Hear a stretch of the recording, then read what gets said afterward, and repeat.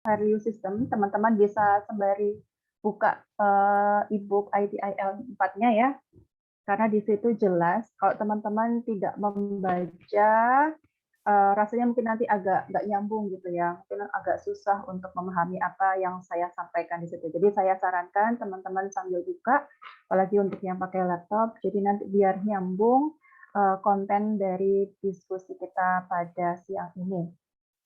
Oke, saya akan share dulu untuk materinya. Sudah nampak ya teman-teman di sini? Oke. Oh ya, Akmal, ini saya juga minta bantuan untuk admin teman-teman yang di waiting ya, karena saya fokus ke sini. Oke, dan apa yang jadi tujuan pembelajaran kita hari ini, kurang lebih kita akan mendiskusikan tentang ITIL as Service Value System. Jadi bagaimana sih peranan dari IT Infrastructure Library ini dalam rantai value layanan, terutama konteksnya adalah manajemen layanan. Kemudian seperti apa karakteristik dan penggunaan serta di dalamnya termasuk adalah prinsip-prinsip pedomannya gitu ya. Guiding the principles, pedoman prinsip untuk penggunaan ITIL atau implementasi dari ITIL, terutama untuk versi 4 di dalam rantai nilai suatu organisasi. Kemudian nanti kita juga akan diskusikan lebih detail seperti apa prinsip-prinsip pedoman penggunaan ini ya, implementasi dari ITIL sebagai service value system. Oke, dan ini adalah outline kita, bahasan kita hari ini. Kita akan membahas dulu, kita akan mendiskusikan dulu tentang service value system, itu seperti apa, kemudian komponen-komponen di dalam SVS, ya, di mana komponen di sini itu seperti karakter-karakter yang di bawah di sini. Jadi ada opportunity, kemudian juga ada demand, ada value itu sendiri, kemudian juga ada petunjuk teknisnya seperti apa guideline-nya.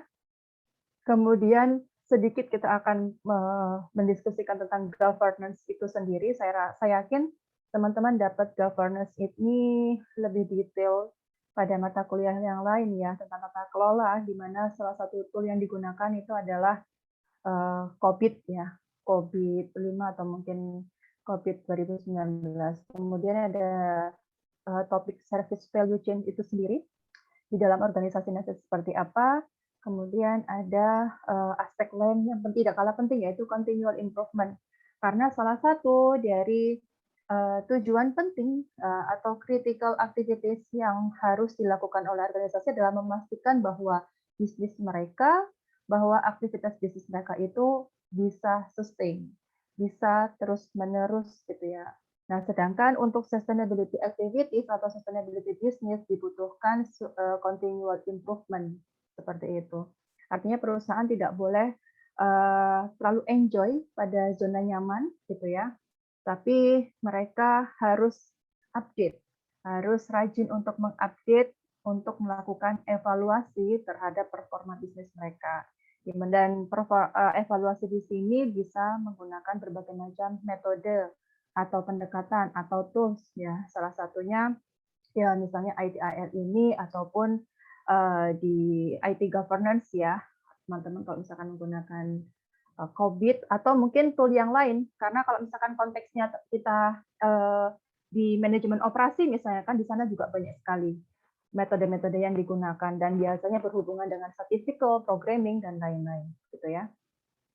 Oke, yang pertama adalah service value system. Oke, sebelum saya masuk ke sini, kira-kira ada yang mau menjawab apa sih yang dimaksud dengan service value system itu? Service value system. Arda, silakan. Ya, izin jawab, Bu. Ya. Kalau yang saya baca sih dari ITIL itu, Service Value System itu mendeskripsikan bagaimana komponen-komponen dalam suatu organisasi atau perusahaan itu bekerja sama dalam sebagai suatu sistem untuk mendeliver value.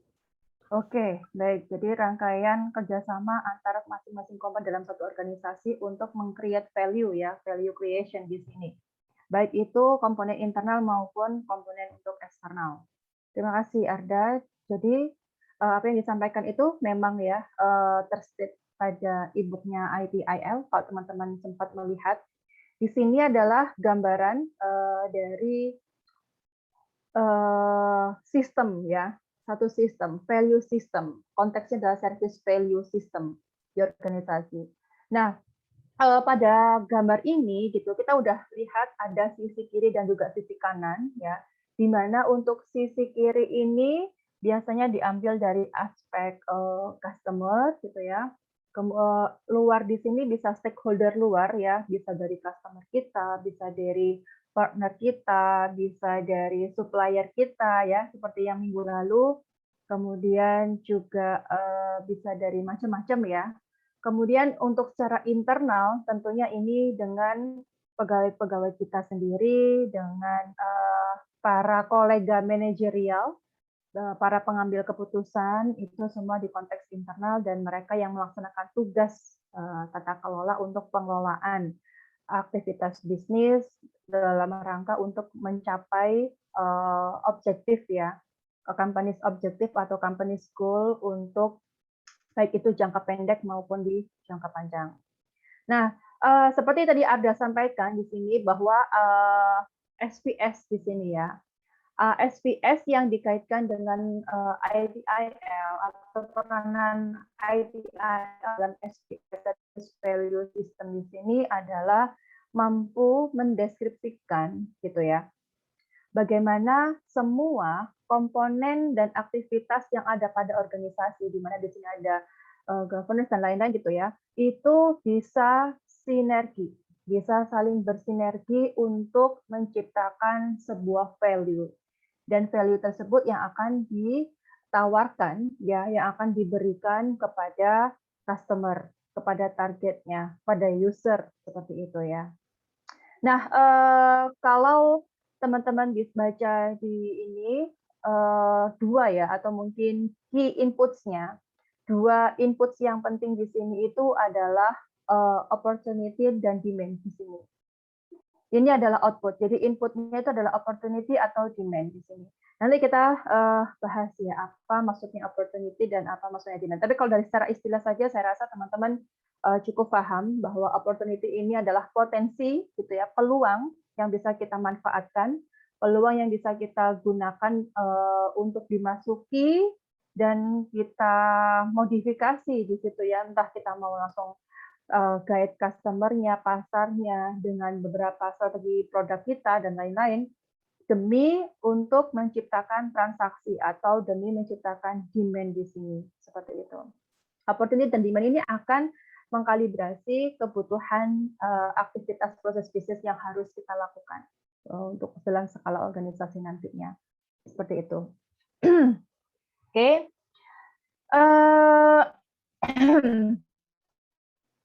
Jadi kalau memang ya, kalau suatu organisasi, konteksnya ini sebentar ini ada lagi itu. Jadi kalau organisasi ya yang ingin meningkatkan performanya begitu ya, ingin menselaraskan semua aktivitas bisnisnya di situ, maka mereka harus tahu apa peranan gitu ya dari masing-masing entity dan juga dari masing-masing komponen di situ, apa fungsi dan peranannya. Mereka harus paham tujuan dari bisnis seperti apa, value yang ingin diciptakan atau value yang ingin ditawarkan itu juga bagaimana. Dan ngomong-ngomong tentang value, value ini kan juga didasarkan pada objektif apa yang ingin dicapai oleh organisasi gitu ya. Dan dia sifatnya juga lumayan spesifik, dia cukup spesifik karena didasarkan pada strategi. Misalnya untuk tujuan untuk divisi marketing misalnya gitu ya, untuk pemasaran. Value apa yang ingin dicapai dari pemasaran? Apakah misalnya maximize the profit, ataukah maximize the market share, ataukah kita hanya sekedar untuk mempromosi gitu ya. Maksudnya adalah kita untuk mengenalkan diri dalam masuk pasar di situ. Artinya kita tidak melihat berapapun nanti respon yang masuk atau mungkin berapapun transaksi yang muncul mungkin ya lebih tepatnya di situ, tapi kita melihat seperti apa ini ya, respon dari pasar tersebut terhadap aktivitas barangkali di situ iklan kita, promosi kita, atau mungkin sales force kita yang kita turunkan ke lapangan, seperti itu ya.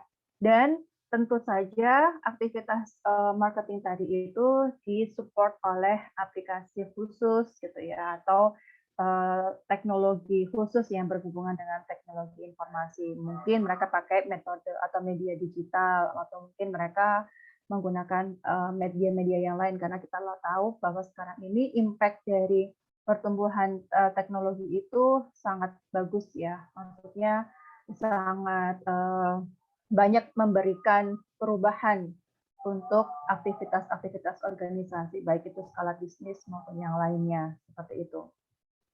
Oke, ya, yang di sini ditahu bahwa ada opportunity sama demand. Tadi kita sekilas itu bahwa dua-duanya itu ngomongin tentang ini ya, peluang dan juga adanya permintaan atau kebutuhan ya, atau keinginan akan suatu produk dan jasa yang ditawarkan oleh service provider di situ. Dalam hal ini ya organisasinya, perusahaannya, dan lain-lain gitu ya.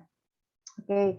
Dan ini value di sini adalah hasil dari service value system. Jadi di sini adalah kumpulan dari aktivitas tadi yang akan mengolah opportunity dan demand di sini, inputannya ini akan memodifikasi dan lain. Pokoknya ini dianalisis sedemikian rupa untuk menciptakan value di sini. Nah, seperti apa gitu ya aktivitas-aktivitas yang ada pada atau komponen ya dari service value system itu sendiri. Bentar, saya buka nanti. Aktivitas yang ada di service value system atau komponen ya, kita bisa bilang di sini komponen sesuai yang ada di dalam sini, gitu ya. Yang ada di dalam gambar ini berarti ada namanya guiding principles, ya kan? Kemudian dari guiding principles ini ada yang namanya governance. Guiding principle di sini sebenarnya panduan ya, artinya best practice-nya itu seperti apa, guideline-nya itu bagaimana, proseduralnya itu apa saja yang harus dilakukan gitu ya oleh organisasi. Kemudian dari guiding principles nanti itu dia akan diatur juga akan mendukung proses tata kelolanya gitu ya. Nah, tata kelola di sini itu kan teman-teman kalau belajar itu dia lebih ke seperti apa gitu ya, bagaimana organisasi tersebut diarahkan dan dikontrol gitu ya. Which organizations is direct and control. Organisasi ini mau dibawa untuk skala apa, tujuannya, objektifnya itu bagaimana gitu ya. Objektif yang ingin dicapai itu apa, baik itu jangka pendek dan jangka panjang. Nah, dari objektif tersebut akan diterjemahkan ke dalam beberapa skala strategi. Nah, strategi itu pun juga akan dibagi-bagi kembali sesuai dengan levelnya di situ ya. Ada yang level strategis untuk internal dan ada level strategis untuk eksternal. Kalau untuk internal artinya ini akan berkaitan dengan kolaborasi dan komunikasi semua anggota internal kita, termasuk juga resource yang ada di dalam organisasi. Tapi kalau untuk strategi yang keluar, artinya itu fokusnya adalah bagaimana aktivitas yang kita lakukan untuk berkomunikasi, untuk menjalin hubungan, untuk mendapatkan ya respon ataupun kerjasama dengan pihak eksternal kita seperti itu. Nah, dari guiding principles, prinsip-prinsip yang akan diimplementasikan secara di dalam tata kelola begitu, nanti akan muncul practice juga dan tujuan akhirnya adalah continual improvement. Tapi sebelumnya di sini ada rantai nilainya gitu ya.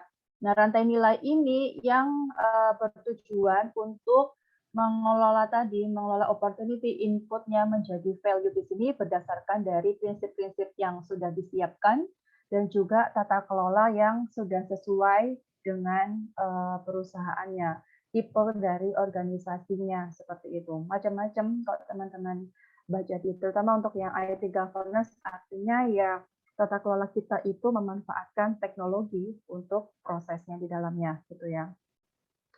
Oke, dan kenapa nanti untuk masing-masing dari poin yang ada di sini, itu kita diskusikan di slide berikutnya. Oke, yang pertama adalah ini tujuan. Jadi tujuan dari service value system ini sendiri, gitu ya, adalah memastikan bahwa organisasi kita itu terus-menerus menciptakan suatu nilai, ya, membuat suatu nilai di mana nilai tersebut itu akan dimanfaatkan dan berguna untuk seluruh stakeholders kita, gitu ya. Dan nilai tersebut itu diciptakan melalui manajemen gitu ya, kemudian diciptakan melalui produk ataupun service, artinya dirupakan. Value tersebut dirupakan dalam bentuk produk, jasa, maupun tata kelola gitu ya, tata kelola yang ada di organisasi. Bagaimana aktivitas manajerial yang diterapkan pada dalam suatu organisasi. Karena apa? Value ini tidak hanya berbicara kepada eksternal kita saja, tapi internal kita pun juga dibutuhkan value. Entah itu value dari hasil aktivitas antar departemen atau value dari hasil komunikasi antar pembuat keputusan atau level manajerial organisasi dengan para bawahannya, dengan para pegawainya, dan bisa macam-macam di situ ya. Makanya rantai nilai yang ada dalam organisasi itu kalau digambarkan juga bisa panjang ya, dari hulu ke hilir, di mana kalau dari hulu ya berarti mulai dari aktivitas pengadaan kita, inbound logistik kita, dari supplier kita gitu ya, kepada organisasi kita, sampai diciptakan, sampai jadilah dalam bentuk value yang berupa produk atau jasa, dan itu siap untuk didistribusikan atau diberikan kepada user kita atau customer kita, seperti itu. Nah, dalam hal ini gitu ya, dalam hal ini itu ada tantangan ya, tantangan yang cukup besar dan itu cukup challenging bagi organisasi, di mana tantangan tersebut adalah bagaimana organisasi bisa tetap untuk bekerja secara efektif dan efisien sesuai dengan visi misi yang sudah mereka buat, sesuai dengan visi misi perusahaan gitu ya. Harapannya apa? Ya harapannya organisasi ini bisa agile, artinya cepat tanggap gitu ya. Agile di sini tangkas begitu, dia bisa lincah, tapi juga kokoh. Artinya tangguh di sini dia cukup konsisten begitu ya, dan tidak mudah untuk tergoyahkan dengan faktor atau mungkin gangguan dari luar di situ. Nah, apa tantangan yang menimpa organisasi di dalam rangka mereka mempertahankan gitu ya, mempertahankan agility dan juga resilience mereka, yaitu adanya sifat silo, organisasi silo ya, silo organizations di sini. Ada yang pernah dengar nggak silo organization itu apa? Konteks atau istilah dari silo. Rata-rata ini digunakan untuk ini ya, konteks bisnis memang. Ya, Akmal, gimana? Ya, baik Bu. Jadi mungkin saya mau menjelaskan sedikit terlebih dahulu ya Bu. Jadi kata silo sendiri itu sebenarnya berawal dari seperti lumbung-lumbung itu kan Bu. Lumbung-lumbung pada kalau misalnya kita dulu apa sih untuk nyimpen padi dan lain-lain seperti itu. Nah, yang dimaksud dari organisasi silo sendiri berarti itu dalam departemen di organisasi tersebut itu departemennya itu tidak terintegrasi gitu. Dalam artian masing-masing departemen itu memiliki tujuan-tujuan yang sendiri sehingga menjadikan adanya clash atau saling berkontra gitulah istilahnya, Bu. Betul. Ya, betul. Jadi di sini itu ada keegoisan ya. Kita bisa bilang ada keegoisan dari masing-masing organisasi, masing-masing departemen gitu ya. Karena kan kita tahu di organisasi itu dibagi menjadi beberapa struktur ya, divisi ataupun lebih kecilnya begitu. Nah, ternyata ada mungkin satu atau dua departemen itu yang mereka tidak mau untuk sharing informasi atau mereka tidak mau untuk berkolaborasi dengan departemen yang lain. Artinya mereka keep sendiri apapun yang mereka lakukan, informasi apa yang mereka punya, mereka keep sendiri, nggak mau dibagikan dengan yang lain begitu. Nah, ini fenomena silo, dan ada memang silo di sini di dalam organisasi, dan ini cukup jadi tantangan gitu ya, tantangan tersendiri bagi para pengelola organisasi ya, para pengelola perusahaan gitu ya. Karena apa? Karena kan bisa saja fenomena silo atau silo organisasi silo organization di sini itu akan mengancam continual improvement kita gitu loh. Informasi dari mereka kita tidak bisa dapatkan, mereka keep sendiri, mereka merahasiakannya begitu ya. Jadi ada kecenderungan ini akan berdampak pada proses efisiensi maupun efektivitas dari aktivitas bisnis yang lain gitu ya. Kemudian dia juga bisa saja secara tidak langsung akan mengurangi ya, menurunkan produktivitas dari karyawan pada suatu organisasi. Karena apa? Karena seharusnya nilai dalam satu perusahaan itu kan memang di-sharing ya. Ada knowledge management system di situ yang bisa dimanfaatkan oleh banyak anggota gitu ya. Anggota yang ada di dalam organisasi seperti itu. Kadang kita bisa lihat dari proses apa namanya inbound sampai outbound ya. Ketika barang datang gitu ya, barang datang sebagai atau kita bisa bilang raw material. Raw material itu yang tahu siapa sih nanti informasinya, mungkin dari divisi pengadaan ya, procurement di situ. Kemudian dari inventory juga begitu ya. Dan kalau misalnya bagian produksi tidak diinfo adanya raw material gitu ya, nanti coba ada miskomunikasi di situ. Bagian produksi mengiranya raw material kita belum ada. Mereka tidak memulai-mulai nih proses produksinya gitu ya. Padahal sebenarnya raw material itu ada di situ, jadi sudah datang. Nah, kemudian karena ada kerahasiaan informasi di sini gitu ya, sehingga di status produk kita mungkin yang di bagian sales-nya gitu ya, bagian penjualan itu hanya tahu bahwa stok produk kita itu sekian dan bagian produksi belum memproduksi lagi karena kita kehabisan raw material. Jadi ketika ada demand yang datang, permintaan yang datang, misalnya seperti itu, mereka meresponnya, mohon maaf, kita stoknya tinggal segini, ya kita nggak bisa menerima itu. Kan sayang sekali gitu ya. Padahal kan salah satu ketik demand, transaksi yang masuk itu kan akan berpengaruh pada siklus cash flow-nya dari perusahaan juga kan, seperti itu. Nah, itulah salah satu aspek kenapa silo organization di sini itu cukup memberikan dampak yang apa ya, mungkin bisa bilang agak negatif gitu ya. Jangan sampai di perusahaan itu muncul fenomena seperti ini gitu ya. Artinya di sini dibutuhkan manajerial yang bagus dan seorang leader gitu ya. Mereka jangan hanya sekedar menyuruh bla bla bla gitu ya. Tapi mereka memberikan contoh gitu ya, mereka menginstruksikan dengan memberikan contoh, artinya mereka pun sendiri juga mau untuk berkecimpung langsung, mau terjun juga di situ. Agar apa? Agar mereka tuh juga tahu bahwa kendala-kendala di lapangan itu sekian. Mereka mau mendengarkan apa saja yang terjadi pada divisi di bawahnya seperti itu, dan mereka dari situ mereka bisa melakukan evaluasi, mereka bisa mempropos ide improvement apa yang bisa dilakukan, seperti itu.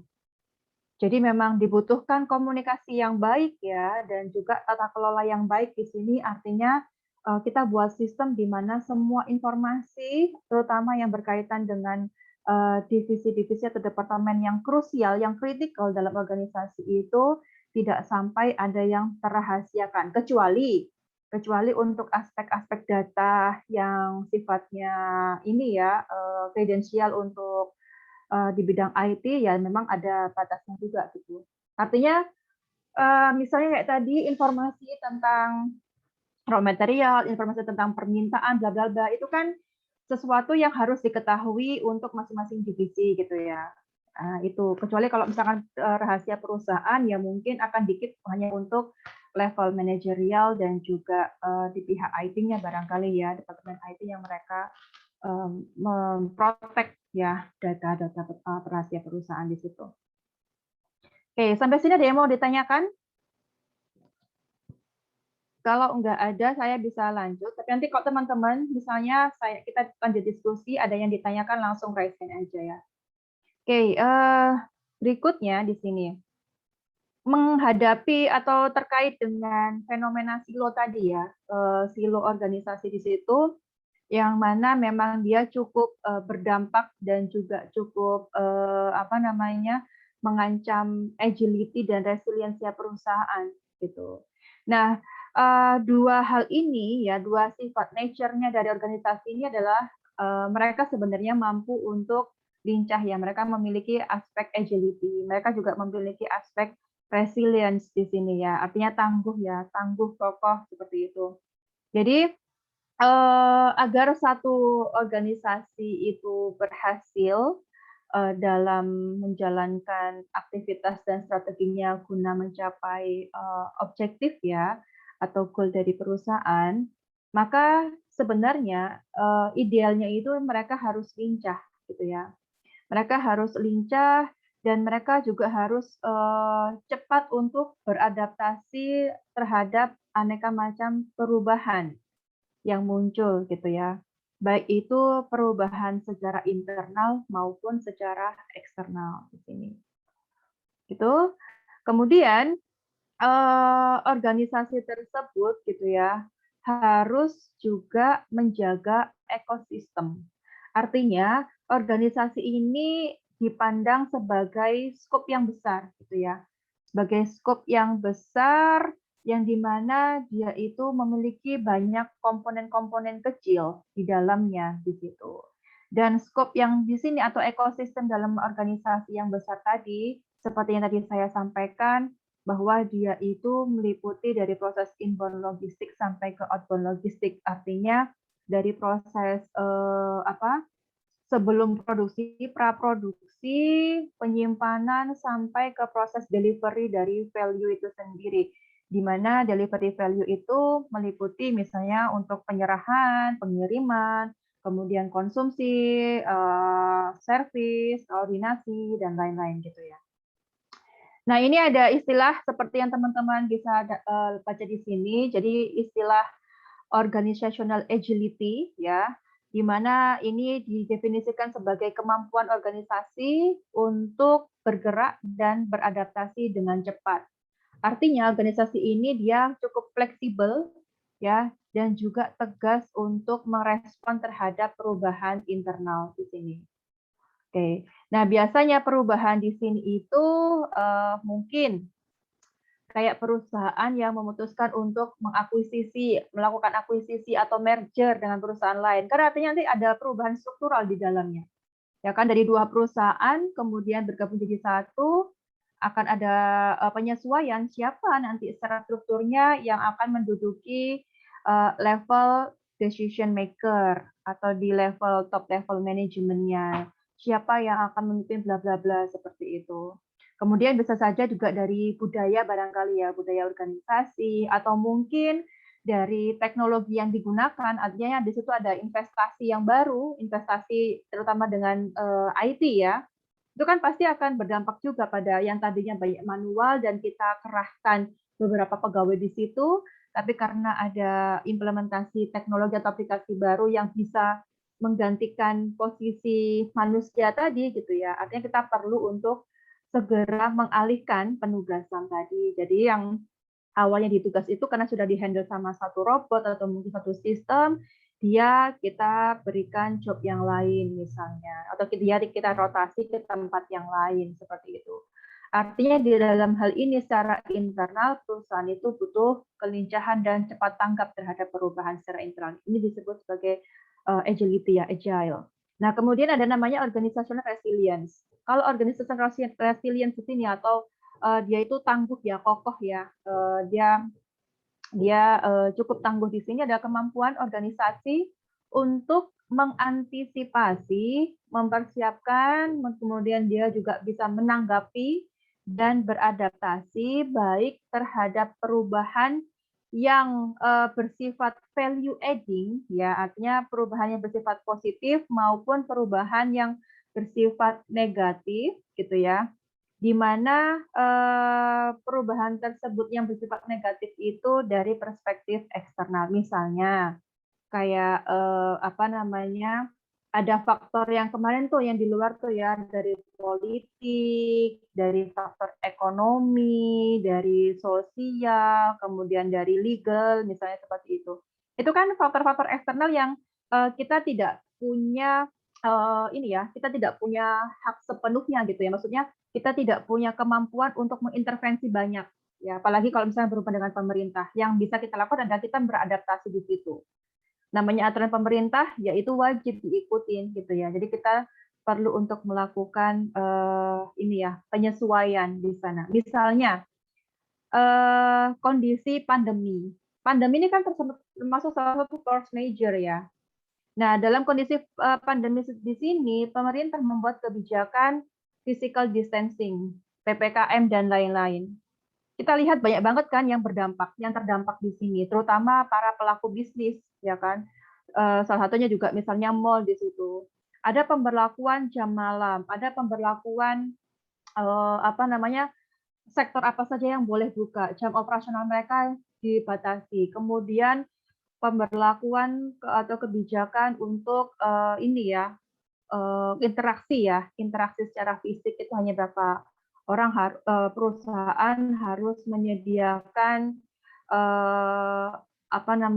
misalnya kayak hand sanitizer, kemudian untuk cuci tangan, bla bla bla. Artinya protokol kesehatan itu wajib diterapkan oleh organisasi. Itu kan termasuk salah satu yang cukup wow gitu ya, dan mendadak sekali karena pandemi kemarin. Makanya yang perusahaan-perusahaan yang istilahnya mereka tidak siap dengan perubahan di sini, mereka cepat kolaps gitu ya. Mereka tidak well prepared dari ini, dan mungkin juga bisa saja karena secara finansial mereka juga tidak terlalu kuat gitu ya. Makanya untuk perusahaan-perusahaan kecil kemarin banyak sekali yang akhirnya gulung tikar, mereka memutuskan untuk menutup usahanya, memberhentikan beberapa karyawannya atau mungkin semua karyawannya begitu. Karena adanya perubahan di sini gitu yang cukup sangat berdampak pada proses operasional mereka biasanya. Nah, ini kemampuan organisasi ya, harusnya memang organisasi itu sudah menyiapkan diri ya, terutama di perubahan baik itu internal maupun eksternal. Kalau perubahan internal mereka masih bisa intervensi, mereka masih bisa mencoba untuk mengatur begitu ya sebelum, karena kan perubahan itu kan direncanakan kalau secara internal. Jadi mereka sudah harus menyiapkan, misalnya mereka mau berinvestasi pada aplikasi berbasis robotik untuk menghandle salah satu tugas yang cukup beresiko kalau dikerjakan secara manual, ya kan. Mereka sebelum alat tersebut datang, sebelum robotik application itu datang, mereka sudah siapin. Berarti nanti pegawai yang tadinya punya di sini dia akan dialihkan ke mana, gitu ya. Aktivitas apa saja, tugas apa saja, pekerjaan apa saja yang bisa dihandle oleh robotik ini. Kemudian berapa lama nanti kita akan dapat BEP dan lain-lain gitu ya. Artinya semua aspek yang berkaitan dengan implementasi ini harus disiapkan dulu sebelum itu benar-benar dilakukan. Ini yang kalau teman-teman sempat belajar pada aspek manajemen investasi gitu ya. Artinya kan ada tangible value dan intangible value yang perlu untuk dipikirkan. Cost benefit juga seperti itu.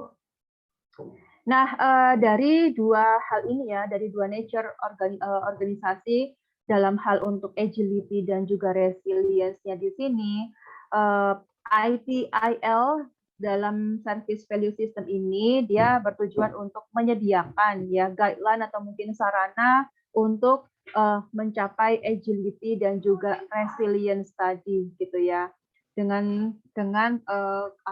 aktivitas yang terpadu. Artinya organisasi yang mengikuti ITIL ini gitu ya, khususnya untuk organisasi yang memang value-nya itu diciptakan berupa pelayanan ya, IT services itu, inilah guideline yang disampaikan oleh ITIL ini yang disediakan ini bisa diterapkan oleh organisasi agar mereka bisa menjaga atau memelihara agility-nya juga sama resilience-nya juga.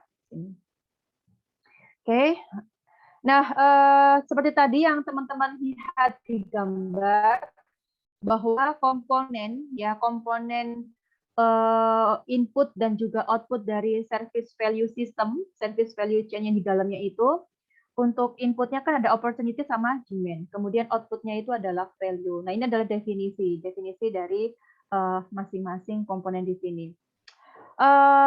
Untuk opportunity dan demand ya, opportunity dan demand di sini dua-duanya memang salah satu yang important ya pada satu organisasi. Karena apa? Karena dua-duanya ini menjadi trigger untuk segala macam aktivitas dalam scope-nya atau dalam framework-nya ITIL Service Value System, gitu ya.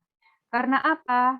Karena segala aktivitas dalam ITIL SPS yang teman-teman tadi baca atau lihat di diagram, itu kan arahnya pasti pada value creation, penciptaan nilai gitu ya. Pada penciptaan nilai di situ. Makanya setiap opportunity dan juga demand yang masuk ke dalam sistem itu, maka organisasi itu tidak bisa secara otomatis menerima semua peluang atau memenuhi semua permintaan. Kira-kira kenapa? Jadi kalau kita lihat di sini tadi, nah ini, semua opportunity ini sebagai input. Tapi kenapa opportunity dan demand di sini tidak selalu semuanya bisa diterima atau dipenuhi oleh organisasi? Kira-kira karena faktor apa? Tidak semua demand, tidak semua opportunity yang masuk ya sebagai inputan pada organisasi kita itu bisa otomatis kita terima ya. Apapun yang masuk paling kita terima saja gitu. Kita terima, kita penuhi gitu. Kira-kira apa yang menyebabkan fenomena seperti itu? Faktor apa begitu? Ada yang tahu? Izin Alasan. menanggapi mungkin, Bu. Ya, silahkan. Mungkin karena keterbatasan sumber daya yang dimiliki oleh organisasi tersebut ya, Bu ya. Jadi Oke. makanya tidak bisa menerima seluruh opportunity dan demand yang diterima yang masuk ke dalam organisasi itu. Oke, bisa dikasih contohnya, Akmal? Misalnya contohnya ini saya contohkan tukang cukur rambut ya, Bu. Tukang cukur rambut itu berarti kan dia hanya menerima suatu layanan untuk potong rambut kan, Bu. Karena dia memiliki sumber dayanya yaitu untuk seperti alat cukurnya dan lain-lain. Dia nggak menerima untuk pembuatan makanan gitu misalnya contoh kayak gitu, Bu. Oke, ya. Karena disesuaikan dengan resource yang dia miliki, juga aktivitas bisnisnya dia gitu ya. Apakah matching atau tidak sesuai dengan kita apa enggak? Kita bergerak dalam bidang food and beverage. Kemudian dia mintanya ke medical kan itu udah nggak cocok ya. Ya pasti kita tolak lah gitu, nggak sesuai sekali. Mungkin ada salah sasaran gitu ya, salah perusahaan misalnya. Bisa saja sama, tapi ada keterbatasan tadi. Misalnya stok di inventory kita habis, sedangkan pihak produksi belum sedang dalam proses produksi. Makanya either perusahaan itu mendefer atau mungkin bisa dibilang mempospon ya, menunda dengan menawarkan mau PO apa tidak karena kita masih sedang produksi sedangkan produk ready stock kita itu sedang kehabisan. Atau ya kita tolak misalnya karena mungkin daripada mereka menunggu terlalu lama karena untuk proses produksi juga butuh waktu lama dan itu takutnya mengecewakan, mending kita infokan sebenarnya bahwa produk ready stock kita udah habis, saat ini masih sedang produksi dan itu butuh waktu. Jadi kalau Anda butuh cepat, ya mohon maaf kami tidak bisa memenuhi seperti itu misalnya. Nah di sini jadi ada faktor dari kekuatan ya. Artinya organisasi itu pasti punya keterbatasan juga, keterbatasan sumber daya alamnya atau keterbatasan dari segi finansialnya mereka atau keterbatasan dari sumber daya manusianya mereka begitu ya. Atau bisa aneka faktor di sini. Oke, tadi ada yang raise hand. Siapa? Oh ya Bu, mungkin silakan Andika ya. Ya, mungkin alasan lain perusahaan tidak menerima semua opportunity atau demand itu karena opportunity atau demand yang ada itu tidak cocok dengan value si perusahaannya. Misalkan jika sebuah perusahaan itu memiliki value religius, mungkin dia tidak akan menerima opportunity atau demand mengerjakan proyek untuk sektor perbankan dan asuransi misalnya. Oke, ya betul. Ini juga menarik ya. Artinya memang kadang ada aspek value yang diperhatikan. Seperti tadi yang saya sampaikan juga. Apakah relevan dengan proses bisnis kita atau memang ada prinsipal ya, prinsipal aspek yang mereka harus patuhi dan itu bertolak belakang dengan opportunity ataupun demand yang masuk. Misalnya kalau untuk kalangan khusus gitu ya, kalangan khusus mereka cukup kontra dengan insurance ataupun kredit seperti itu ya. Jadi ketika ada tawaran seperti itu mereka udah otomatis menolak mentah-mentah seperti itu. Tapi berbeda dengan orang yang lain gitu ya. Jadi terima kasih Andika, ini tentang value ya, artinya kesesuaian dengan apa yang mereka yakini dalam aktivitas bisnisnya itu. Oke, nah di sini ya, jadi betul, karena apa? Karena mungkin saja gitu ya, ada permintaan atau demand yang masuk ini bisa saja berpengaruh yang mereka sudah praktisi. Ini kalau misalnya demand yang masuk ini kita tetap paksakan untuk diterima, diproses gitu. Nanti kalau kita tidak bisa memenuhi secara on time, maka itu bisa menurunkan credibility kita, menurunkan performance kita, service performance kita, atau mungkin rating kita seperti itu. Karena apa? Karena mereka kecewa begitu ya. Jadi organisasi ketika mereka ingin merespon demand atau mereka ketika mau melihat opportunity mana yang cocok dengan mereka ataupun jadi ataukah opportunity yang mereka ingin manfaatkan di situ gitu mereka ingin isi, mereka perlu lihat dulu apakah resource mereka itu bisa dialokasikan, cukup untuk dialokasikan gitu ya. Kalau memang cukup ya silahkan gitu ya. Dan apakah memang sejalan dengan value yang ingin mereka create, mereka tawarkan, mereka ciptakan di situ begitu. Jadi banyak ya aspek di sini. Tidak semua bisa kita otomatis terima, tapi kita sesuaikan lagi gitu. Oke, dan berikutnya adalah ini principles. Jadi guiding principles dari ITIL. Apa sih sebenarnya guiding principles di sini? Gitu ya. Guiding principles di sini itu dia berupa rekomendasi ya. Dia berupa banyak aktivitas rekomendasi yang mampu untuk mengarahkan organisasi ya untuk mencapai strategi mereka, untuk mencapai goal mereka melalui beberapa aktivitas strategis di sini. Baik itu strategis dalam bentuk aktivitas pekerjaan ataupun dalam bentuk struktural manajemennya seperti apa. Dan prinsipal di sini untuk ITIL di sini itu dia sifatnya universal, artinya perusahaan dengan dengan apapun itu bisa saja, hanya saja nanti perusahaannya yang perlu menyesuaikan apakah resource-nya mereka itu atau mungkin komponen yang ada di perusahaan mereka itu mana saja yang inline dengan guidance di sini, principles yang ada di sini. Jadi apa saja yang ada pada guiding principles ITIL di sini? Ada yang pertama adalah focus on value, kemudian yang kedua adalah start where you are, kemudian yang ketiga adalah progress iteratively with feedback, kemudian collaborate and promote visibility, kemudian nanti ada 3 aspek yang lainnya. Oke, nah fokus on value di sini artinya segala sesuatu yang dilakukan organisasi itu perlu untuk di-mapkan, dibuat pemetaannya gitu ya. Kemudian pemetaan tersebut itu tujuannya adalah untuk memberikan nilai bagi para stakeholders-nya mereka. Nah, adapun fokus pada prinsip di sini ya, fokus on value di sini itu skopnya cukup banyak dan dia sifatnya adalah perspektif ya, persepsional di sini, termasuk di dalamnya nanti adalah bagaimana perusahaan itu menerjemahkan pengalaman atau keinginan dari pelanggan ataupun user. Nanti detailnya ini masing-masing ada di slide berikutnya gitu ya. Kemudian yang start where you are berarti sebisa mungkin jangan memulai dari awal dan membangun sesuatu yang baru tanpa mempertimbangkan apa yang sudah available atau tersedia untuk bisa dimanfaatkan gitu ya.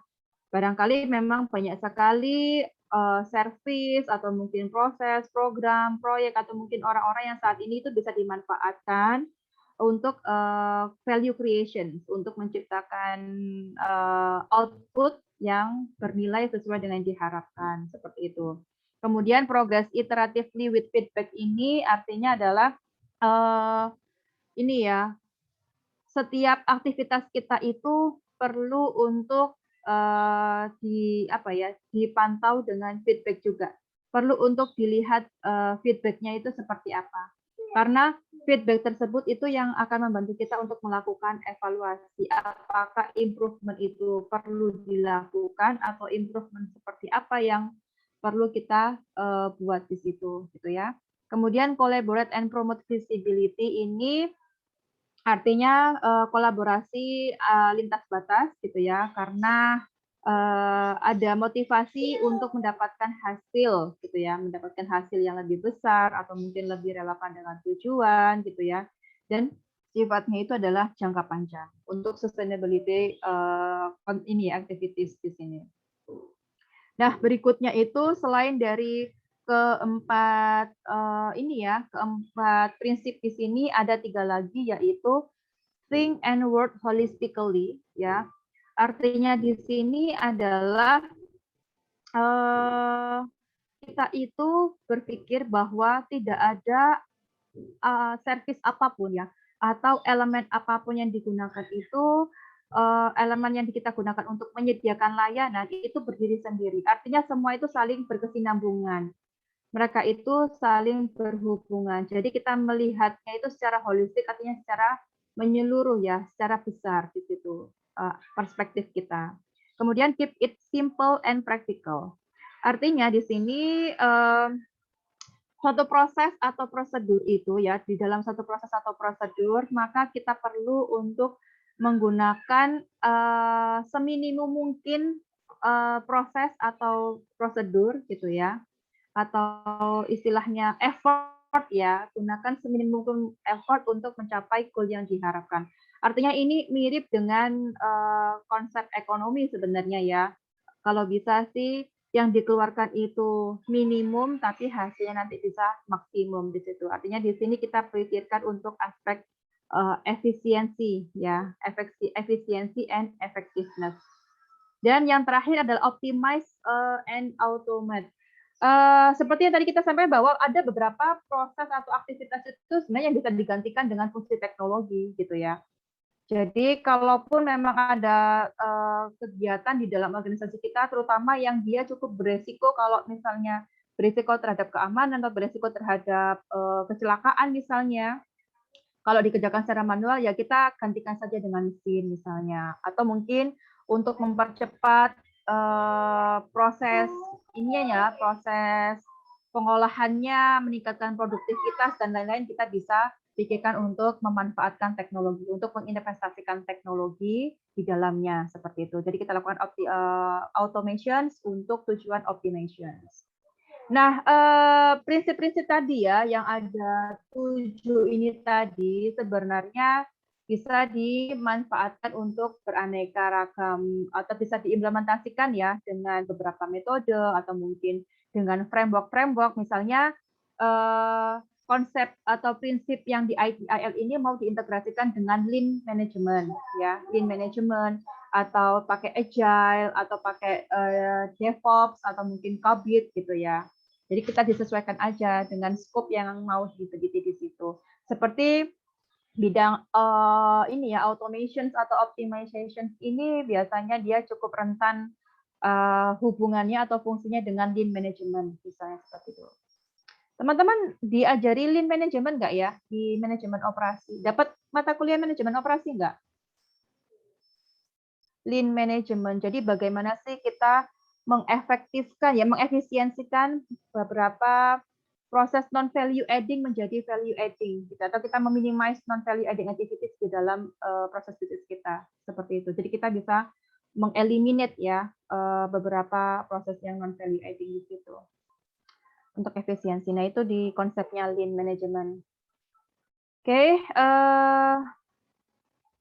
nah kita akan diskusi lebih detail apa sih masing-masing dari prinsip di sini. Yang pertama adalah focus on value.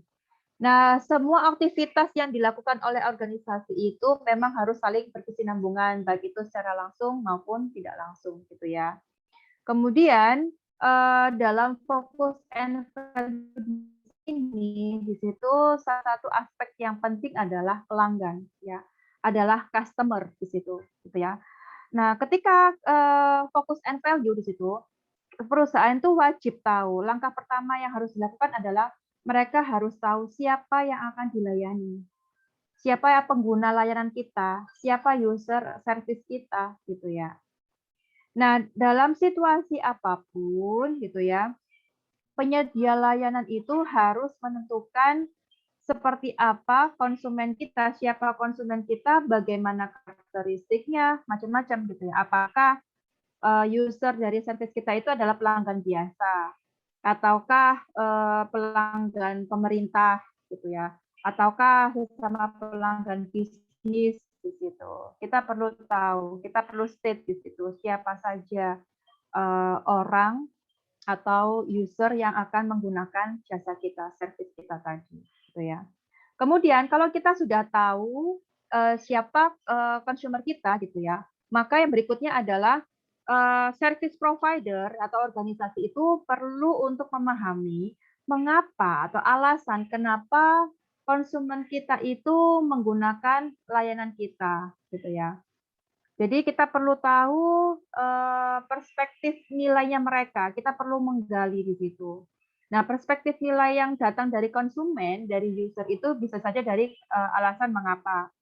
Mengapa mereka menghubungi kita, mengapa mereka menggunakan layanan kita, apakah memang kita satu-satunya opsi, ataukah apakah memang layanan yang kita berikan, kita tawarkan itu sesuai dengan kebutuhan mereka, seperti itu. Jadi di situ ada banyak faktor. Kemudian berikutnya adalah setelah kita tahu alasan gitu ya, setelah kita bisa describe di situ alasan atau motivasi kenapa konsumen memilih layanan kita dibandingkan yang lain gitu ya. Maka kita perlu untuk tahu juga kira-kira layanan apa yang mereka butuhkan, ya, layanan apa yang kira-kira sesuai dengan tujuan mereka tadi gitu ya, sesuai dengan rencananya mereka, sesuai dengan ekspektasi mereka, seperti itu. Kemudian bagaimana proses layanan tadi itu dideliver ke mereka, seperti itu. Penyampaiannya apakah layanan tersebut kita face to face atau bisa secara daring, atau mungkin layanan tersebut harus ditambahkan dengan produk tambahan, misalnya untuk bisa memaksimalkan value-nya dan lain-lain gitu ya. Kemudian yang terakhir itu adalah peran atau mungkin konsekuensi dari biaya ataupun finansial ya bagi konsumen tadi terkait dengan resiko yang berkaitan ya yang muncul terhadap ketika menggunakan layanan tadi gitu ya. Artinya aspek konsekuensi biaya atau mungkin finansial serta resiko itu juga perlu untuk dipikirkan pada saat ketika kita ingin menerjemahkan perspektif atau perceived value dari consumer kita.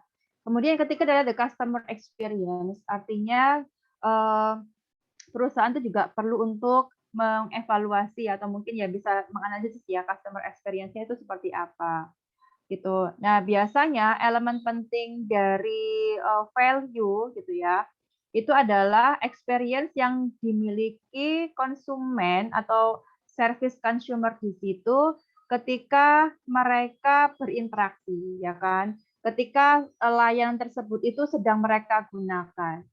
Nah, experience tersebut itu bisa saja berbasiskan pada fitur pada aplikasi yang mereka gunakan untuk mendapatkan layanan kita, atau mungkin berdasarkan pada ini ya layanan itu sendiri. Artinya misalnya mereka pakai jasa transportasi, maka mereka akan melihat komponen apa saja yang melekat di situ, fitur apa saja yang melekat di situ, dari kendaraannya, dari skill dari drivernya, dari fitur aspek kenyamanan dan macam-macam di situ. Experience-nya mereka seperti apa. Dan biasanya mereka akan diminta perusahaan itu akan lebih mudah dengan meminta mereka memberikan rating ya, feedback di situ.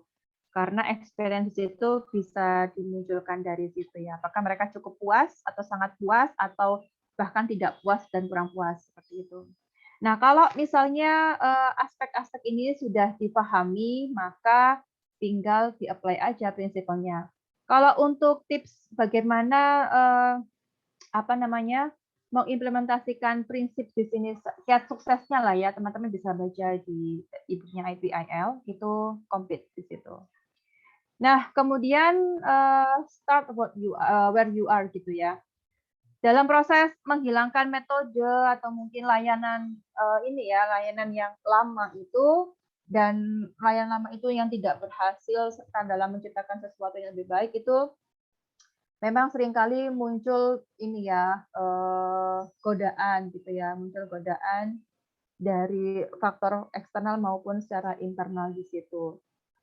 Nah, maka kalau misalnya ada fenomena seperti itu gitu ya, kita sangat perlu untuk membuat keputusan yang bijak di situ. Nah, keputusan yang bijak ini sebenarnya bisa dilakukan dengan beberapa langkah atau mungkin dengan memperhatikan beberapa aspek di sini. Yang pertama adalah assess where you are gitu ya. Nah, layanan dan metode yang sudah ada itu harus kita ukur. Jadi maksudnya adalah ketika kita mau membuat keputusan gitu ya, keputusan apakah kita memproses atau tidak itu, maka kita perlu untuk mengukur dulu layanan dan metode yang ada. Kemudian kita harus pahami betul gitu ya, bagaimana kondisinya saat ini gitu ya, dan apa yang kira-kira masih bisa di-reuse dan apa yang masih bisa kira-kira masih bisa dikembangkan kembali dari existing method atau mungkin service yang sudah ada sebelumnya gitu. Oke, jadi decisions on how to proceed should be based on information that is as accurate as possible. Artinya kita perlu untuk cermat dalam melihat kondisi existing saat ini gitu ya. Apakah kita harus benar-benar memulai baru atau kita bisa memanfaatkan resource yang lama, itu kita evaluasi dan kita kembangkan lebih lanjut. Kemudian the role of measurement di sini gitu ya. The role of measurement di sini adalah memang cukup penting ya untuk prinsip start where you are ini. Karena apa? Karena pengukuran di sini itu akan membantu perusahaan untuk mengamati dan untuk menganalisis gitu ya kondisi before atau after dan existing gitu ya. Bahkan kita memprediksi yang after nanti itu seperti apa, seperti itu. Dan salah satu kaitan yang kenapa measurement di sini penting adalah untuk meminimalisir resiko dari pengambilan keputusan yang kurang bijak atau mungkin kurang tepat di sini gitu ya. Jadi dalam hal ini organization should consider a variety of techniques to develop knowledge of the environment in which they work. Jadi perusahaan ya sangat penting untuk memahami berbagai macam teknik dan juga pengetahuan di mana tempat mereka bekerja gitu ya untuk mengatasi atau merespon pada any gangguan gitu ya atau mungkin any aktivitas yang tiba-tiba datang, kebutuhan mendadak seperti itu ya atau mungkin perubahan di sini. Kemudian applying the principle di sini, maka dengan memiliki pemahaman yang tepat tentang status service kita saat ini dan juga metode yang saat ini sedang kita pakai gitu ya, maka kita akan tahu gitu apakah kita cukup untuk memodifikasi yang sudah lama, yang sudah ada, ataukah kita benar-benar harus buat baru, create value banget gitu ya. Dan apa saja tips suksesnya teman-teman bisa di sini gitu ya.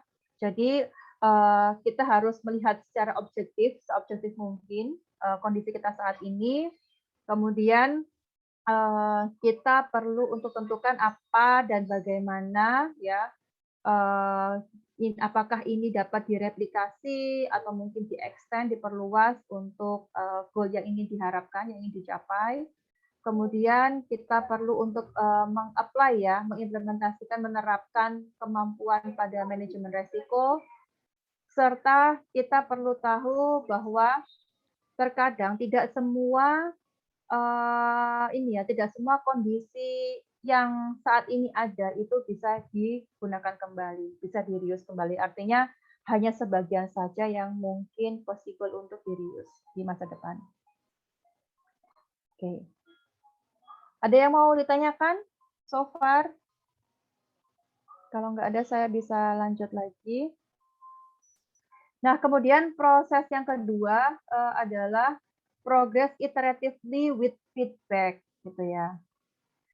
Jadi maksudnya apa? Progress iteratively with feedback. Ini tadi kaitannya dengan resilience tadi ya. Jadi perusahaan yang tahan, yang kokoh tahan pada guncangan, gitu ya.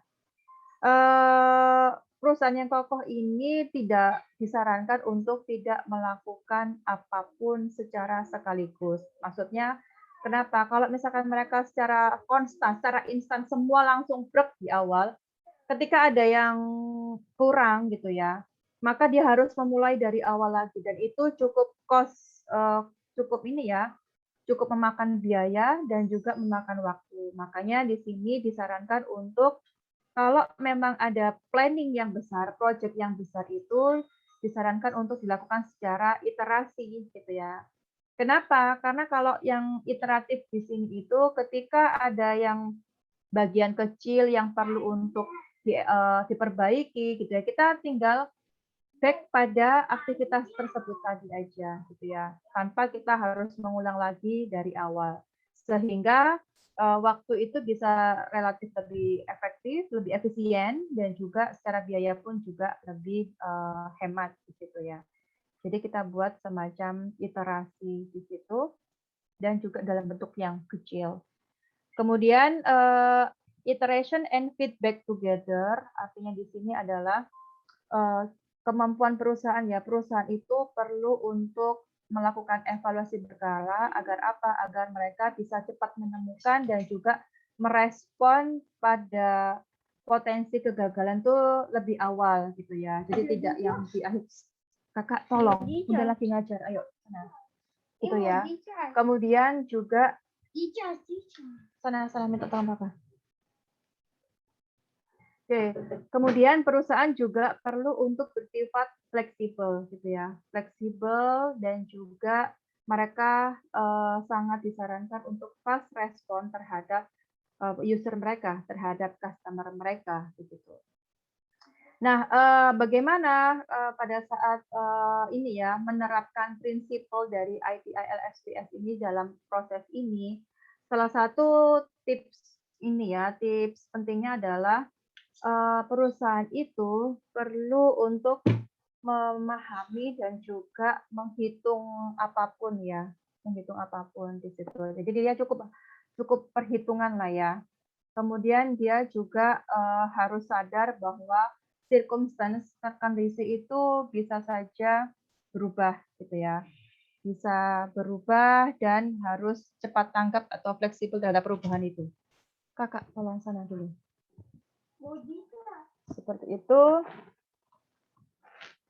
Dan iterasi yang dibuat gitu ya untuk proses ini sebisa mungkin harus inline ya, harus sesuai atau harus relevan dengan konsep dan juga kalau bisa sih ini ya minimum ya, memenuhi minimum spesifikasi atau mungkin fitur yang akan kita ciptakan dalam bentuk value tadi gitu. Nah, berikutnya ini ada collaborate and promote visibility, kemudian ada think and work holistically. Kalau collaborate and promote visibility ini, ya kita harus paham siapa yang kita ajak kolaborasi di situ, apa saja komponen yang terlibat di dalamnya. Nah, karena kita berkolaborasi, maka dibutuhkan komunikasi, ya karena apa? Karena komunikasi itu nanti tujuannya adalah untuk proses improvement. Kemudian juga increasing urgency through visibility, artinya ya kita tunjukkan semua progres itu perlu untuk ditunjukkan, semua progres dari kolaborasi itu perlu untuk dilaporkan agar apa ya, agar bisa terukur gitu ya. Jadi kita nampak kita tuh bekerja di situ, kita itu sedang pada proses untuk meng-create value apa gitu. Kemudian yang prinsipnya itu atau tips suksesnya teman-teman bisa baca sendiri. Ini masih banyak sebenarnya untuk yang tahapan ini, cuman saya nggak jelasin semua ya, waktunya nanti panjang. Mungkin sebagian ini saja, dan yang terakhir ada yang kayak keep it simple and practical, tapi secara garis besar tadi sudah saya sampaikan di awal yang lewat tabel itu. Artinya intinya perusahaan itu biar sukses mereka harus agile dan juga resilience di situ ya. Mereka harus fleksibel, cepat tanggap terhadap perubahan, dan juga mereka pun tetap perlu untuk hati-hati gitu ya dalam merespons pada gangguan yang bisa muncul dari aspek eksternal terutama di situ. Oke. Berikutnya kita ganti ke governance. Jadi governance ini adalah salah satu komponen dalam SPS tadi ya, ITIL as Service Value System di sini. Kalau definisi governance teman-teman sudah cukup paham sebenarnya.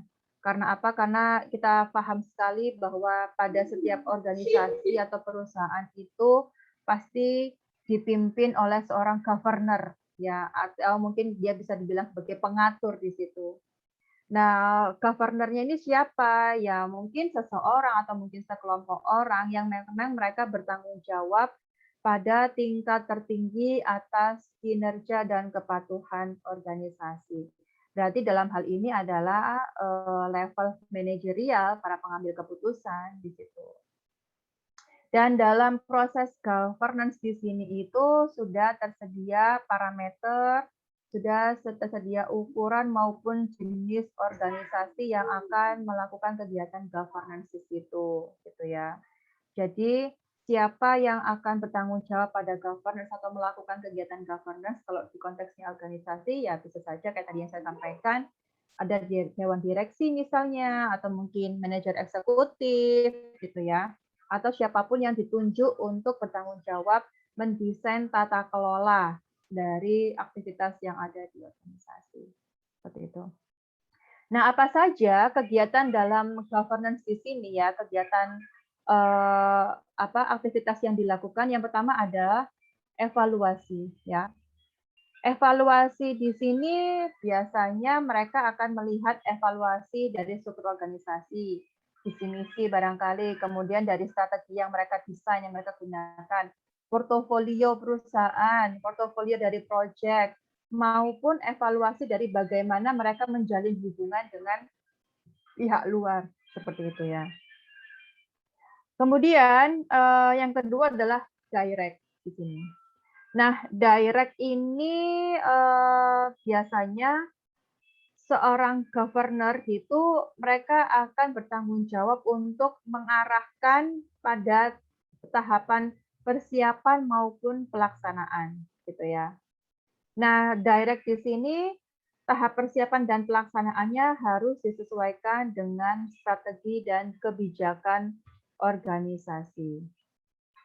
Nah, strategi di sini itu bersifat atau terdiri dari prioritas untuk kegiatan organisasi, termasuk juga investasi masa depannya seperti apa, kemudian kompetitif strateginya yang akan dilakukan bagaimana, apakah kita perlu untuk melakukan investasi teknologi, apakah kita perlu untuk membuka atau merekrut sumber daya manusia baru atau yang lain-lain gitu ya yang berhubungan dengan strategi. Kemudian ada namanya policies ya atau kebijakan. Kebijakan di sini itu tujuannya untuk menetapkan persyaratan perilaku atau culture sebenarnya ya. Culture di seluruh organisasi. Seperti itu. Dan bisa memungkinkan juga kebijakan di sini kita berlakukan untuk para partner kita, supplier, partner kita, bahkan mungkin juga ke customer kita. Misalnya nih, teman-teman membuat kebijakan untuk return product atau klaim garansi. Seperti apa SNK-nya untuk customer bisa klaim garansi? Nah, kita perlu untuk desain apa saja. Atau kita buat kebijakan dengan supplier kita gitu ya. Misalnya nanti supplier itu ketika gagal memenuhi permintaan raw material kita sampai sekian kali gitu. Keputusan apa yang kita akan lakukan misalnya seperti itu. Jadi salah satu aspek yang penting dalam governance ini adalah kebijakan. Kemudian berikutnya adalah monitor ya. Kalau monitor ini ya pasti sesuai dengan namanya, istilah yang di sini tujuannya adalah untuk memantau kinerja organisasi dan secara praktiknya itu seperti apa, serta untuk memantau produk dan juga service gitu ya. Oke. Nah, seperti apa peranan dan posisi dari governance dalam service value system? Peran dan posisi governance dalam ITIL service value system ini tergantung bagaimana service value system ini diterapkan di organisasi, gitu ya. Karena apa? Karena SPS ini mencerminkan model universal yang bisa diterapkan pada organisasi secara keseluruhan, gitu ya. Bukan hanya pada satu unit, tapi ke semua unit, ya, semua unit yang ada di dalam organisasi tersebut, seperti itu. Oke, dan banyak ya, maksudnya di sini tuh fungsi dari governance di sini, misalnya the service value chain and the organization's practice work in line with the direction given by the governing body. Artinya antara service value chain dan juga praktisnya, aktivitas praktisnya itu dia bisa selaras berdasarkan arahan dari principles ya, guidance yang sudah disediakan oleh governance ya, pada tata kelola. Yang tadi ada kebijakan, mungkin directions dan lain-lain di situ. Kemudian ada delegasi authority di sini, maksudnya adalah sudah jelas ya pembagian tugas dan hak dan tanggung jawab seperti itu. Jadi ada kejelasan di sini. Governance itu memberikan aspek kejelasan di sini. Kemudian both the governing body and management at all levels maintain alignment through a clear set shared principles of objectives. Artinya mereka governance di sini itu memudahkan manajemen dan juga semua pegawai ya, maksudnya semua aspek divisi itu bisa bekerja sama sesuai dengan job desk mereka dalam rangka untuk memenuhi objektif, dalam rangka untuk mencapai goal dari perusahaan. Kemudian mereka juga governance ini bisa memudahkan perusahaan untuk melakukan continual improvement gitu ya. Jadi perbaikan yang dalam jangka panjang atau yang terus-menerus yang berkelanjutan untuk masing-masing aktivitasnya. Oke, ini governance. Kemudian tadi aspek berikutnya adalah service value chain ya. Tadi habis guiding principles, tadi kita sudah sebutkan, kemudian governance. Nah, kemudian ada service value chain yang di tengah, gitu ya. Nah, dalam service value chain, elemen sentral dari SPS di sini itu adalah service value chain atau rantai nilai layanan, gitu ya. Apa rantai nilai layanan ini atau service value chain di sini? Ini adalah model operasi yang menguraikan kegiatan utama yang diperlukan untuk menanggapi permintaan dan memfasilitasi realisasi nilai melalui penciptaan dan pengelolaan produk dan layanan, gitu ya. Jadi service value chain ini yang akan mengarahkan, gitu ya. Ini adalah model yang akan mengarahkan aktivitas processing the demand, ya, menerjemahkan demand terhadap value creations, gitu ya. Dari input menjadi output melalui produk dan layanan atau produk dan jasa yang ditawarkan, seperti itu. Nah, bagaimana aktivitas service value chain di sini? Artinya modifikasi tadi ya, proses untuk melakukan modifikasi atau menerjemahkan demand menjadi output value di sini, value yang melekat pada produk dan service di sini. Ada yang namanya engage, ada yang namanya design and transition, ada yang namanya obtain atau build, ada namanya deliver and support, ya gitu. Nah, selain dari ketiga ini ada yang namanya plan, ya. Plan ini dilakukan sebelum proses ini dan juga nanti hasilnya bisa melakukan evaluasi melalui proses improvement, gitu ya. Nah, detailnya seperti ini, gitu ya. Jadi ada 6, yang ini teman-teman perlu untuk ingat ya. Ada 6 aktivitas utama ya, aktivitas dari value chain ini, rantai nilai dia dalam satu organisasi. Yang pertama adalah plan, kemudian ada improve, ada engage, ada design and transition, obtain or build, sama deliver and support, gitu ya. All incoming and outgoing interaction with parties external to the value chain are performed via engage. Jadi engage ini tujuannya untuk memfasilitasi interaksi yang keluar masuk antara pihak stakeholder eksternal dengan stakeholder internal kita. Itu namanya engagement, gitu ya. Misalnya customer engagement, gitu ya. Bagaimana kita memberikan circumstance ya, ke kondisi dekat dengan customer seperti itu, atau mungkin dengan supplier kita dan lain-lain. Kemudian all new resources are obtained through obtain or build di sini. Jadi semua sumber daya baru ya, sumber daya yang baru itu kita dapatkan melalui proses obtain dan build. Kemudian jadi obtain ini mendapatkan resource, kemudian kita membangun apa, menciptakan apa di situ dari resource yang kita dapatkan. Kemudian untuk proses perencanaan di level apapun itu dilakukan melalui aktivitas plan di sini ya, sesuai dengan istilahnya. Dan yang terakhir adalah improvement. Improvement itu dilakukan melalui deliver and support. Nah, kemudian pertanyaannya, design and transition ini masuk ke mana ya kira-kira?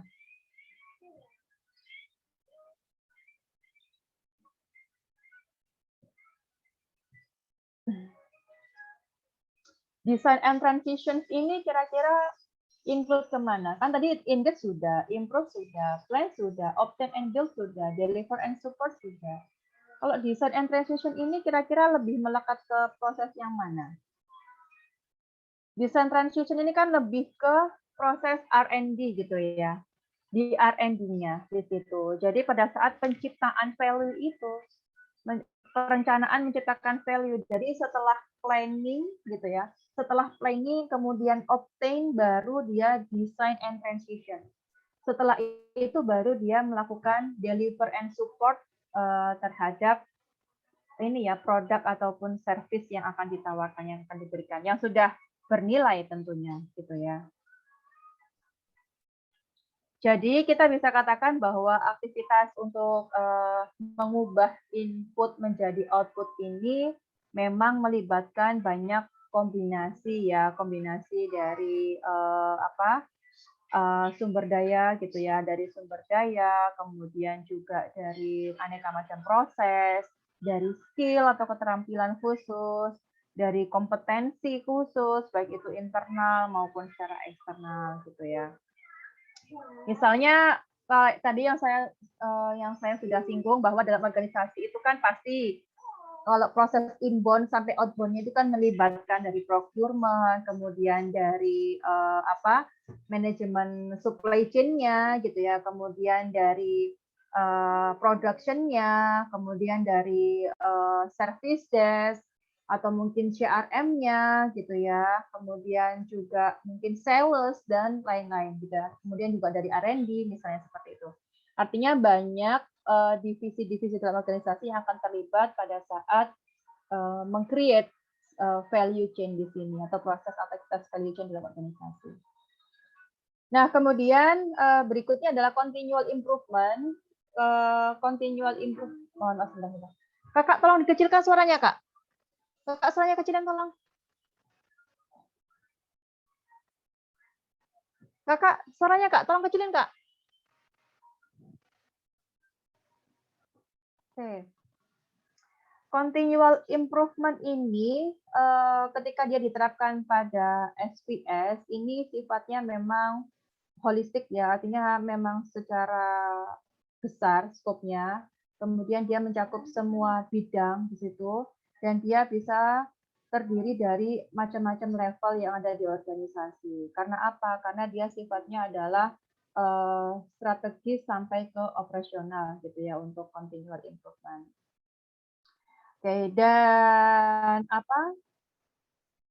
continual improvement ini, model ini itu fungsinya dia bisa membantu organisasi dalam hal ini ya, pendekatan terstruktur ketika mereka mau melakukan improvement. Artinya model continual improvement ini nanti akan memberikan guideline gitu ya, memberikan guideline terstruktur bagaimana perusahaan akan melakukan improvement, implementasi improvement. Kemudian mereka juga memberikan ini ya, rangkaian dari service value chain, serta dia bisa bantu untuk secara praktis meningkatkan performa dari organisasi.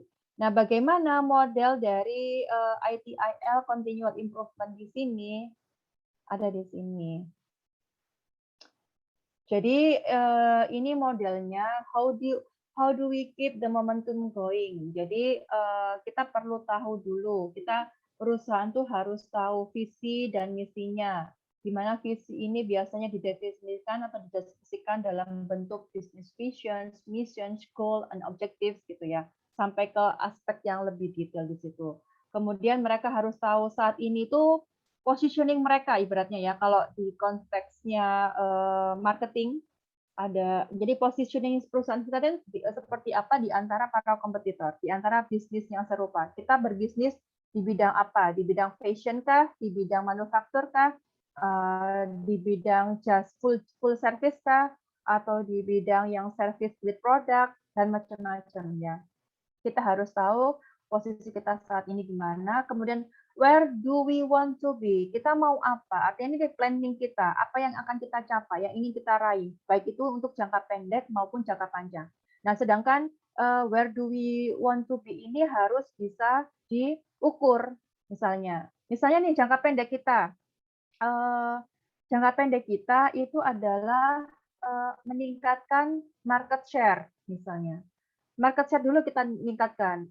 Berapa market share-nya? Misalnya dalam 1 tahun ke depan kita bisa dapatkan 10.000 misalnya. 10.000 market share.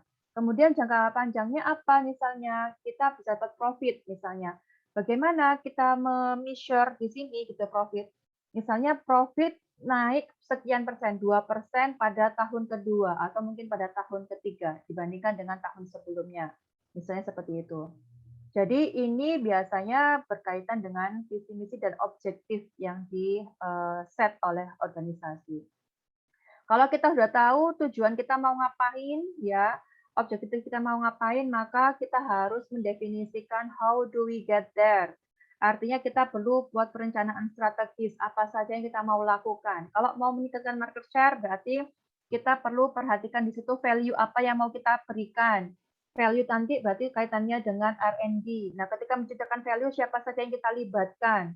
Banyak sekali. Jadi strategis di sini itu pasti akan melibatkan banyak level. Karena apa? Karena kita ngomongnya dari aspek hulu ke hilir, gitu ya, dalam organisasi. Dari mulai pengadaan sampai ke delivery produk dan jasa itu ke sana.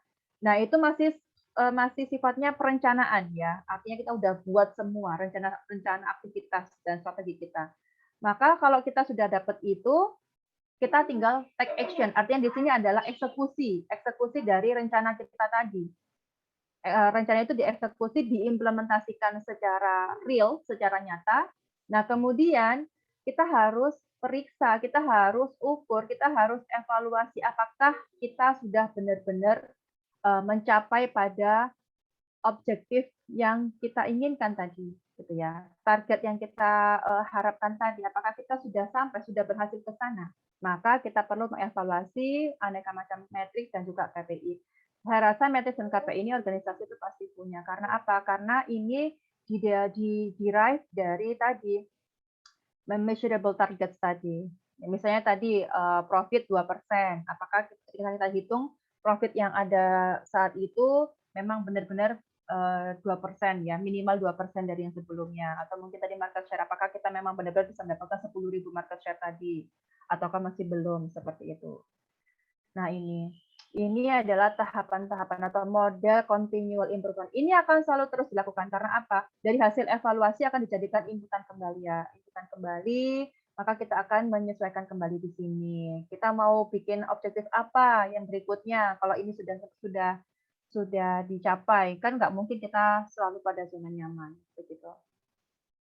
Oke, dan tadi sebenarnya untuk yang detail dari ini ya, plan, improve, engage, dan lain-lain, ini ada di e-book. Saya minta teman-teman berbaca ya, maksud dan fungsi dari masing-masing aktivitas di sini itu seperti apa saja dalam konteksnya service value system tadi ya, value chain ya, ITIL sebagai SPS di sini.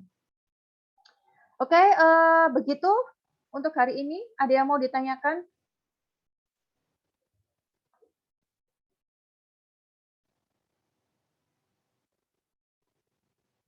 Cukup paham ya, saya rasa karena juga saya pakai bahasa Indonesia sih, dan teman-teman di sini juga ada materi yang bisa dibaca. Oke, mungkin saya akan lanjut ke ini ya, pembagian kelompok. Sebentar. Ini yang hadir saat ini 67. Kalau di sistem presensi 66 lah ini. Di sistem presensi itu kita punya 77 mahasiswa. 77 mahasiswa dan tidak ada satupun yang statusnya alih graded, saya rasa. Sebentar, saya double check dulu untuk penugasan ya, penugasan kelompok.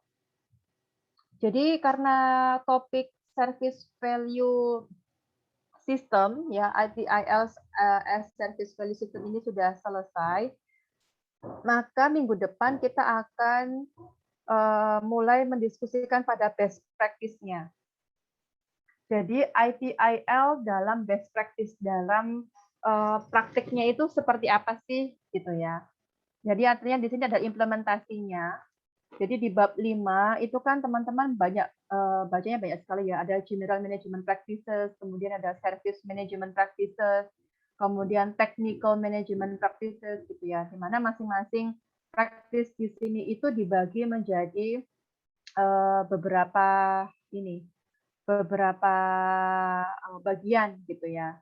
Nah, tugasnya nanti setiap kelompok itu menguraikan ya, memaparkan apa maksud dari masing-masing manajemen praktis sesuai dengan yang ditugaskan, yang dibagi, kemudian memberikan contoh gitu ya, contoh dari penerapan implementasi realnya itu seperti apa di situ.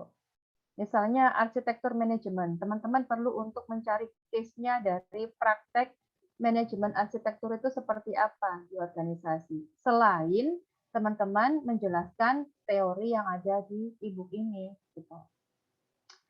Bentar, saya baca dulu di desain dari siapa kita ya. Sebentar.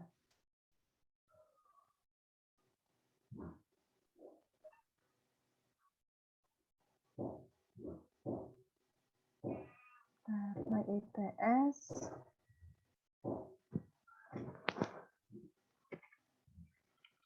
Ini nggak ada yang kelewat absen semua kan?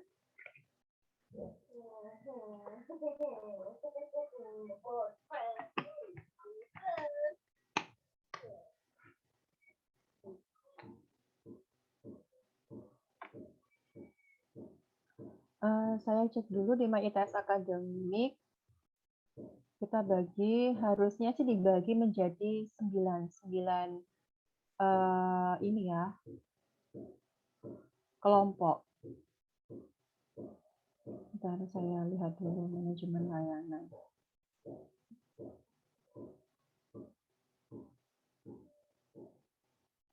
Oke. Rencana pembelajaran. Oke.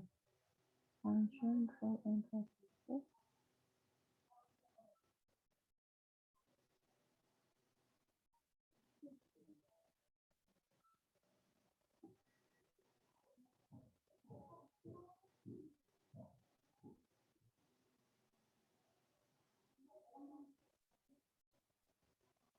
Bentar ya. Satu. Terus material management, relative management, business analysis, service financial management, kemudian arsitektur management, portfolio management, service catalog management. Terus saya cocokkan dengan yang ada di e-book dulu.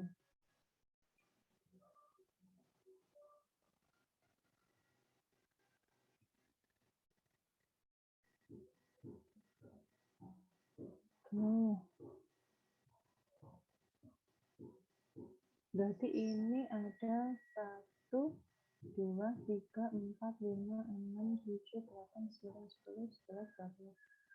3 tambah 17, 20, 20, 34. 34.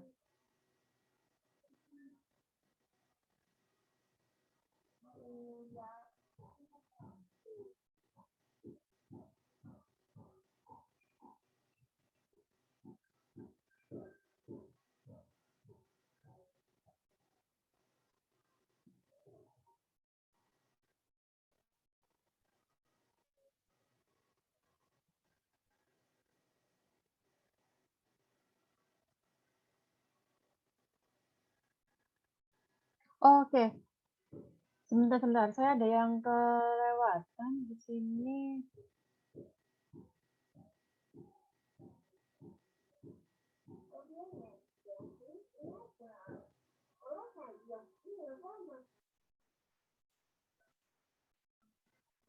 Oh, saya masih belum menjelaskannya, Raji. Oke, gini aja.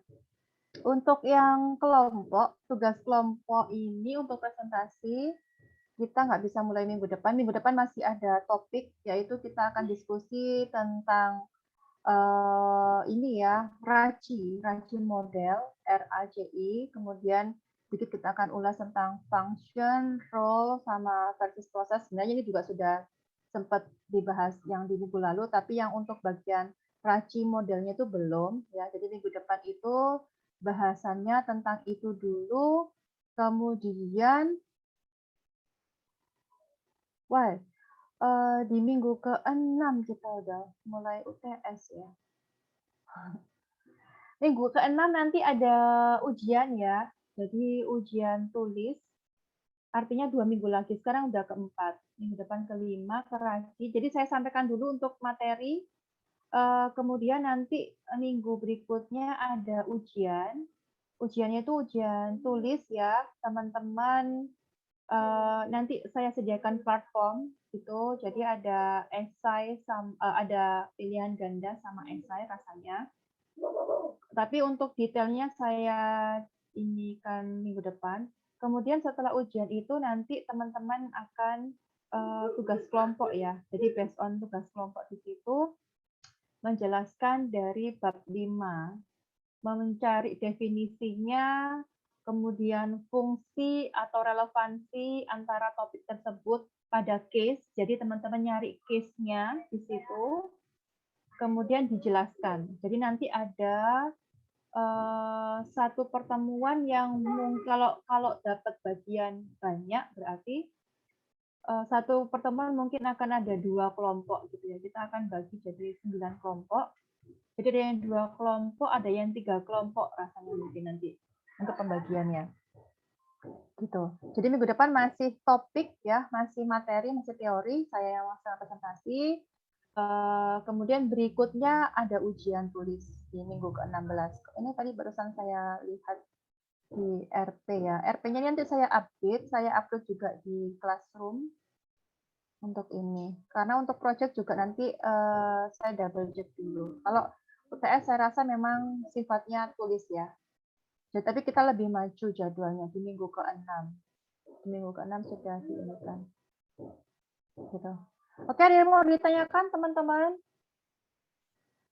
Mungkin bagi kelompok dulu barangkali ya, lebih mudah ya. Kelompok. Tapi ini orangnya nggak hadir, 68, 67. Saya mau bagi jadi 9 lah ini. Saya mau jadi 9. Sebentar. Saya assign automatically menjadi 9 rooms ya.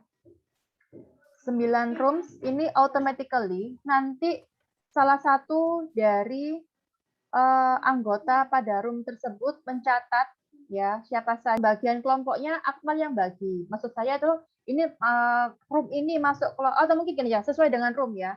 Jadi room 1 itu kelompok 1, room 2 kelompok 2, room 3 kelompok 3, gitu aja gampangannya. Tapi yang nggak join hari ini nanti mereka bisa Akmal ini aja, masukin mereka masuk ke yang mana-mana Akmal yang bagi, yang nggak join. Tapi yang sekarang saya bagi otomatis. Oke? Siap ya, ini saya bagi jadi 9 dan ini assign automatically. Jangan ada yang leave dulu sebelum saya breakdown room-nya, sebelum saya close room-nya. Jadi teman-teman saya kasih waktu sekitar 5 menit untuk mencatat anggota room-nya, nanti kita kembali lagi ke ini, room yang awal. Oke? Saya sebentar, ini ada yang di sini. Ini kok tiba-tiba ada yang join. Jangan-jangan ini setelah tahu mau bagi-bagi kelompok ini. Oke. Baik, sambil nunggu yang ada di waiting ini joinin dulu sebentar. Saya hitung 5 dari sekarang. 5, 4, 3, 2, 1. Oke ya, jangan lupa bisa langsung ditulis ya nama anggota kelompok dari masing-masing room-nya. Tulis room berapa, anggotanya siapa saja, NRP-nya berapa, nanti diserahkan ke Akmal. Sisanya nggak ikut hari ini akan dibagikan sendiri oleh Akmal, mau dimasukkan ke kelompok berapa. Saya start dari sekarang. Oke.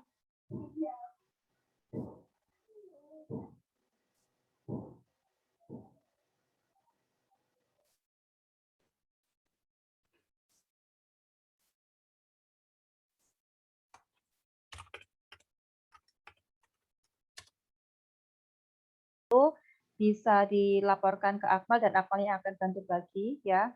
Nanti rekapitulasinya Akmal bisa share ke saya ya, bisa ditaruh di Excel saja mungkin. Nanti biar Excel-nya saya submit ke Classroom gitu ya. Saya update di sana. Jadi teman-teman bisa ini. Oke, baik, saya rasa cukup untuk hari ini. Minggu depan kita diskusi tentang Raci model dan beberapa komponen yang belum tercover, belum terpresentasikan gitu ya. Tony, kamu berselancar di mana itu? Lagi nyelam di mana ini? Nyelam ke hatinya orang. Oh enggak, Bu. Lagi menyelami ilmu ini, Bu. Walah, gayamu Ilmu ya. manajemen layanan teknologi informasi, Bu. Emang kamu dapat apa coba sih? Saya tes ini. Hasil menyelammu kamu dapat apa aja hari ini? Coba diceritakan. Ayo. Ini saya tes ini. Sudah menyelam sejauh mana ini? Ya ini, Bu, masih menyelami. Coba review, jangan banyak alasan ini. Coba review. Tadi kita diskusi apa saja ini? Ayo, gimana ini hasil penyelamnya ini? Rugi, nyelam sudah dalam-dalam, nggak dapat apa-apa ini. Yaudah ya teman-teman, jadi minggu depan kita lanjutkan diskusinya. Jangan lupa diupdate untuk mini dictionary-nya, tidak ada tugas tambahan. Kemudian nanti di minggu ke-6, artinya 2 minggu lagi itu kita adakan ujian, ya, ujian tulisnya. Kemudian nanti di minggu ke-7 dan seterusnya tinggal project aja, teman-teman yang presentasi dari practices yang ada di bab 5-nya ebook ITIL. Detailnya minggu depan saya sampaikan apa saja aspek-aspek yang harus dibuat. Terpasti salah satunya adalah case ya, case yang mengimplementasikan pada praktis misalnya arsitektur manajemen. Teman-teman boleh menggunakan perusahaan apa di situ, mungkin nemu ya bagaimana mereka implementasi dari manajemen arsitekturnya atau manajemen keamanan informasinya begitu. Dan ini ya peranan ya mungkin peranan dari masing-masing praktis itu pada service value system. Oke, gitu aja. Thank you semuanya, juga kesehatan. Kita ketemu lagi insya Allah minggu depan di waktu yang sama. Kemungkinan sih akan 1:30 lagi gitu ya kita mulainya.